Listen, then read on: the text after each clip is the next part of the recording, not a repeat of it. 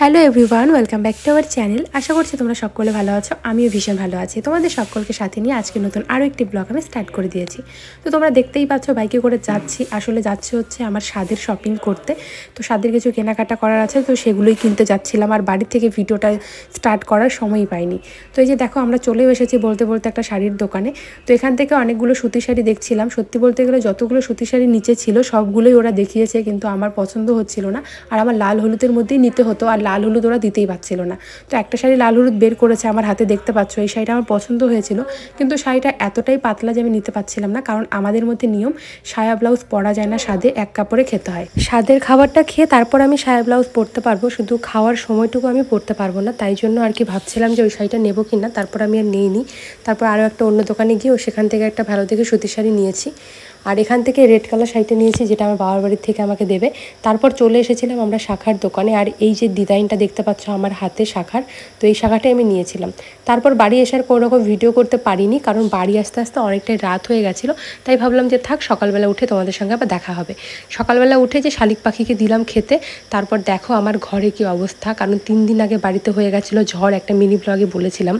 তাই ওই কারণে হচ্ছে 3 দিন বাড়িতে কারেন্ট ছিল না, যেই কারণে ঘর দৌড় কিছু গোছাতে ইচ্ছে করছিল না। এত গরমের মধ্যে 3 দিন ধরে কারেন্ট নেই, ঘুমোতে যা অসুবিধা হয়েছে কি বলবো। তাই জন্য আর কি যে জামা কাপড়গুলো শুকিয়ে গেছিলো সোফায় এনে এনে রেখে দিয়েছিলাম, ভাঁজ করেছিলাম না। আর ছোটো সোফার ওপর যে জামা কাপড়গুলো ছিল সেগুলো কাচতে হবে, তাই বাইরে নিয়ে গিয়ে রাখলাম। সোফাটা ঝেড়ে এখন ঘরটা ঝাড় দিয়ে নিচ্ছি, কারণ না হলে এই ধুলোগুলো পায়ে পায়ে গিয়ে বিছানায় উঠবে আর বিছানাটা ধুলো হয়ে যাবে। এখন আমি সোফার কাভারগুলো লাগিয়ে নেব, না হলে এই ধুলোগুলো যদি এখন ঝাড় না দিতাম বিছানাটা নোংরা হয়ে যেত, তাহলে আমার এই ধুলোগুলো ঝেড়ে কোনো লাভ হতো না আর কি। তো সোফার কাভারটা লাগিয়ে আমি চলে যাব এখন জামা কাপড়গুলো কাচতে। প্রচুর জামা বের হয়েছে। আর যেহেতু ঝড় হয়েছিল, মানে কি বলবো, 3 দিন ধরে কারেন্ট নেই, না দিনের বেলা শান্তিমতো কাজ করা যাচ্ছিল, না ঘুমোনো যাচ্ছিল, কিচ্ছু ভালো লাগছিল না। ফাইনালি আজকে কারেন্ট এসেছে, তাই আজকে জামা কাপড় কাচতে বসে পড়েছি। আর তার মধ্যে কি বলো তো, আমাদের বাড়িতে তো ইনভার্টার আছে, কিন্তু ইনভার্টার দিয়ে না মানে সারা দিনে একদিন চলে যায় আর কি। কারণ ফ্যান লাইট চলে, অনেকগুলো লাইট আমাদের বাড়িতে না, 40টার মতো লাইট জ্বলে। তাছাড়া আবার ফ্যান আছে, তো এই কারণেই হচ্ছে মানে ইনভার্টারের চার্জ একদিন চলে যায়। আবার এদিকে দোকানের কাটা চলে, বুঝতেই পারো। তাই জন্য একদিন চলে যায়, 2 দিন যায় না। তার মধ্যে রাতে হয়েছিল ঝড়, যেই কারণে হচ্ছে রাতের বেলায় কারেন্ট চলে গেছিলো। আর সারা রাত ফ্যান চলেছিল, যেই কারণে ইনভার্টারের চার্জটা তাড়াতাড়ি ফুরিয়ে গেছে। তাই খুব অসুবিধা হয়েছিল। আর কোনো দিনে এরকম হয়নি জানো তো, যে 3 দিন কারেন্ট আসেনি। হয়তো দিনের বেলা কারেন্ট আসেনি, কিন্তু রাতে চলে এসেছিলো। এবারই প্রথম এরকম হয়েছে, আমার লাইফে এরকম কখনো হয়নি। তারপর এদিকে দেখো, আমি হচ্ছে আমার নাইটিগুলো জল দিয়েই এমনি ধুয়ে দিলাম, কারণ এগুলো আমার বাড়িতে পরা নাইটি পরেছি আর রেখে দিয়েছি। কারণ কলপাম্প দিয়ে এখন আমার কাজ করাটা উচিত না, তাই জন্য আমি জামা কাপড়গুলো কাচিনি। আজকে কারেন্ট এসেছে, তাই আমার নাইটিগুলো ধুয়ে দিলাম। আর এদিকে বরের জামা কাপড়গুলো সার্ফে জলে ভিজিয়ে রাখলাম, একটু পরে কেচে দেবো। আর আমার বর আমাকে বারবার বলছিল যে এতগুলো জামা কাপড় আজকে ধোয়ার কী দরকার ছিল, অল্প অল্প করে ধুতেই পারতে। কিন্তু আমার না এত জামা কাপড় জমে গেছিলো, ভালো লাগছিল না দেখতে। আবার আজকে কিছুটা ধুবো, কালকে কিছুটা ধুবো, তার থেকে একদিনই কষ্ট করে নিই, তাই ঠিক আছে। তাই জন্য সব জামা কাপড় আমি ধুয়ে দিয়েছি। তোমরা অনেকেই বলো যে দিদি তুমি এত ভারী ভারী কাজ কেন করো, তুমি কেন কল পাম্প দাও, কি করব বলো? কাজ তো আমাকে করতেই হবে, প্রত্যেকটা বাড়ির বউকেই কিন্তু কাজ করতে হয়। আর কাজ করলে পরে একটা বউ কিন্তু শ্বশুরবাড়িতে ভালো থাকে, এটা আমরা সবাই জানি। তো আমি কাজ করি জন্যই ভালো আছি। তোমরা যারা কাজ করো তারা ভালোই থাকবে শ্বশুরবাড়িতে। যখন তোমরা করবে না, না করবে, যখন তোমরা কাজ করতে চাইবে না, তখনই কিন্তু তোমরা শ্বশুরবাড়ির লোকের কাছে খারাপ হবে। এটা প্রত্যেকটা বউদের কাছেই, কিন্তু আমি বলে নয়। যখন আমার শাশুড়ি মার শাশুড়ি ছিল, আমার শাশুড়ি মা যদি কাজ না করতো, তার শাশুড়িও রাগ করতো, সবার বেলায় একই হয়। তো বুঝতেই পারো, আমাকে তো কাজ করতেই হবে। তবুও আমি যতটুকু পারি আমি অতটুকুই করি। আর যেটা করলে পরে আমার কোনো ক্ষতি হবে না, আমি সেই কাজগুলোই কিন্তু করে থাকি।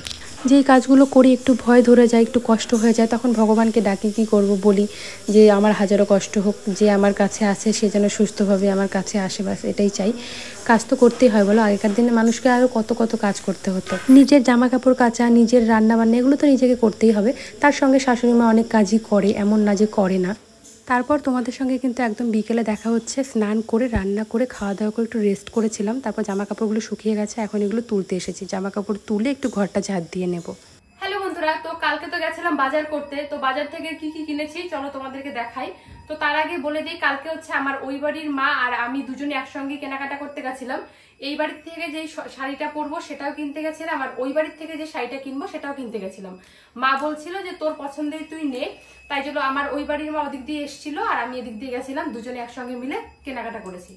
তো আমার ওই বাড়ির থেকে যে শাড়িগুলো আসবে, যা জিনিস আসবে আর কি, সেগুলো আমার মা কেনাকাটা করে কিন্তু নিয়ে গেছে, আমার কাছে নেই।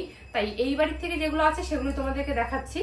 তো তো চলো ফার্স্টে আমি শাড়িটা দেখাই। তো আমার 3 দিন স্বাদ হবে, কারণ কালকে যে স্বাদ সেটা হচ্ছে বৈষ্ণব সেবা দিয়েই হবে। মানে আমার গুরুদেব আসবে, কজন বৈষ্ণবকে ডেকেই হচ্ছে কালকে আমার স্বাদটা হবে। আর কালকেই কিন্তু সব নিয়ম কানুন মেনেই আমার স্বাদটা হচ্ছে, কালকেরটাই কিন্তু আমার আসল স্বাদ। আর পরশুদিন হচ্ছে আমার মা আমাকে মানে কিছু রান্না করে খাওয়াবে, এটা আমাদের মধ্যে নিয়ম আছে। মানে যেদিন স্বাদ হয় তার পরের দিনটাকে আমরা বাসি স্বাদ বলি। তো বাসি স্বাদে হচ্ছে মা হচ্ছে রান্না করে খাওয়ায়। তো আমার মা হচ্ছে কালকে যে স্বাদ হবে পরশুদিন আমার মা আমাকে রান্না করে খাওয়াবে।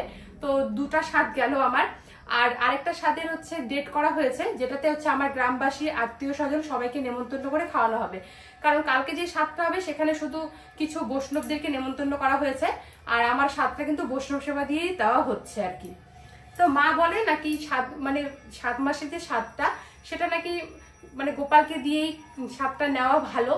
মানে 7 মাসের স্বাদটা নাকি বাচ্চাটা হচ্ছে মানে আরাধনা করে থাকে ভগবানের কাছে, যে যেটা মানে। তো ওই কারণে হচ্ছে আমার এই স্বাদটা কিন্তু বৈষ্ণব সেবা দিয়েই হচ্ছে। তো চলো ফার্স্টে তোমাদেরকে এখন দেখাই বেশি বকবক না করে যে কি শাড়ি নেওয়া হলো। আর আমি শাড়িগুলো সব বের করেছি, আসলে একটু দেখছিলাম তো। তো আমি যে এই সুতির শাড়িটা নিয়েছি এটা কিন্তু বাড়িতে পরা যাবে না, এরকম একটা সুতির শাড়ি। এখানে পাড় আছে শাড়িটাতে, তাঁতের শাড়ি যে পাড় হয় সেরকম পাড় দেওয়া আছে। তো আমি একটু ভালোর মধ্যে একটা সুতির শাড়ি নিয়েছি, কারণ যেহেতু গরমের দিন আর অনেকক্ষণ একটা শাড়ি পরে থাকতে হবে। আর এখন না ভারী শাড়ি পরে থাকতে ভালো লাগে না, শাড়ি পরতে ইচ্ছে করে না। তো তাই জন্যই এরকম একটা হালকার মধ্যে শাড়ি নিয়েছি, আর শাড়িটা কিন্তু খুব সুন্দর হয়েছে।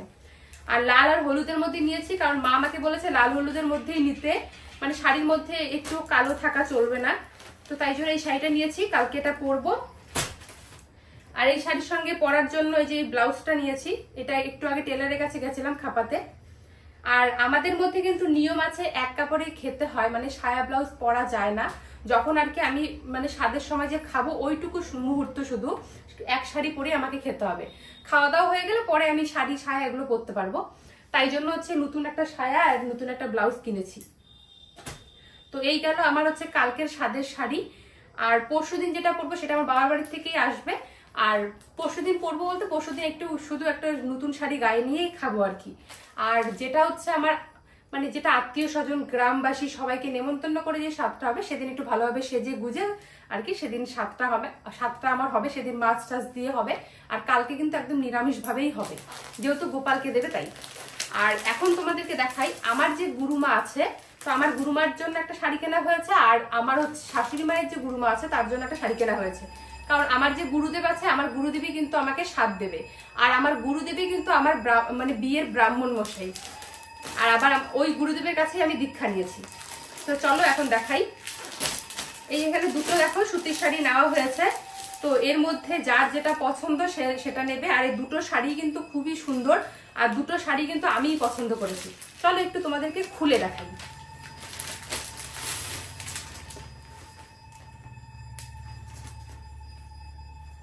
তো এটা হচ্ছে ইয়েলো কালারের মধ্যে একটু বড় বড় প্রিন্টের মধ্যে নিয়েছি। হলুদ কালার শাড়ির মধ্যে একটু বড় বড় ফুলটা বেশ ভালো ফোটে। তো এটা জানি না কে নেবে, দুটোই বের করে দেবো, যার যেটা পছন্দ সে সেটা নেবে। আর এখানটায় আছে একটা আকাশি কালারের মধ্যে একটু পিঙ্ক কালার।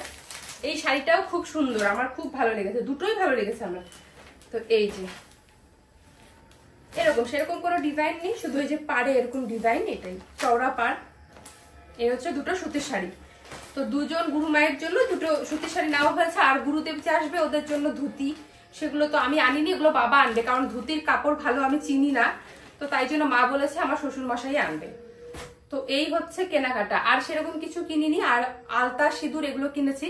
আর শাখা এক জোড়াই কিনেছি, যেহেতু আমার ওই বাড়ির থেকে শাখা দিচ্ছে, তাই জন্য আমার নতুন শাখা তো পড়তে হয়। তো নিয়মের আমার বাবার বাড়ির থেকে আমাকে শাখাটা দেবে, সেটাই পড়তে হয়, তাই জন্য এ বাড়ির থেকে শাখা কিনিনি। তো এই হচ্ছে কেনাকাটা হয়েছে। আর ওই বাড়ির থেকে যেগুলো কিনেছি আমি তোমাদের সঙ্গে পরের কোনো ব্লগে শেয়ার করে দেবো। তো চলো এখন এগুলো আমি ঝটপট গুছিয়ে নিই।